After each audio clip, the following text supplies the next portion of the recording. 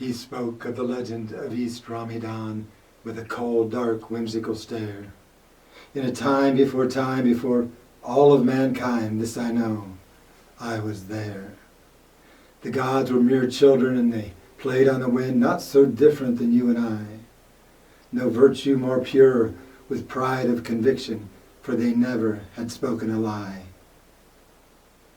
At night, by the light of the good planet Earth, they would stop and take time to sleep. As the dragon of Romeedon wandered the skies, searching for children to eat.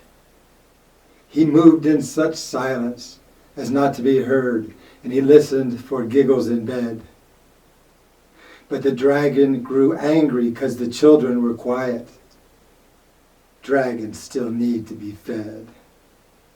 By new morning light, the children would gather to speak of this terrible thing and make a good plan, a daring good plan, to put end to the dragon's bold reign.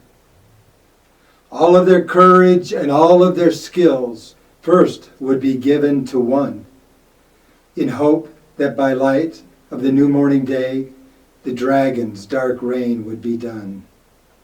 They would gather together at the mountain's high peak. They would all huddle close in their beds, then giggle as loud as they possibly could until the dragon appeared overhead. As the dragon grew near, their smell he could taste. But one thing he did not expect. From out of the sky on a horse with wings rode the child, the chosen to protect.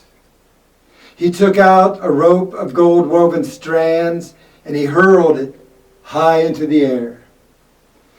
Then he lassoed the tail of the Romeedon dragon and he pulled it as tight as a snare. The dragon grew rendered and he crashed to the earth with a hideous breaking of bones. Then the children took rocks from under their beds and they covered the dragon with stones. On top of the stones, they built a large fire with trees from the forest of hope.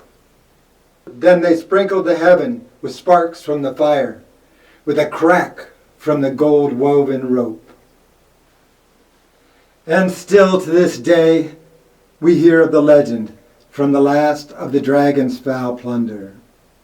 For the crack of the rope and the breaking of bones, we now call lightning and thunder.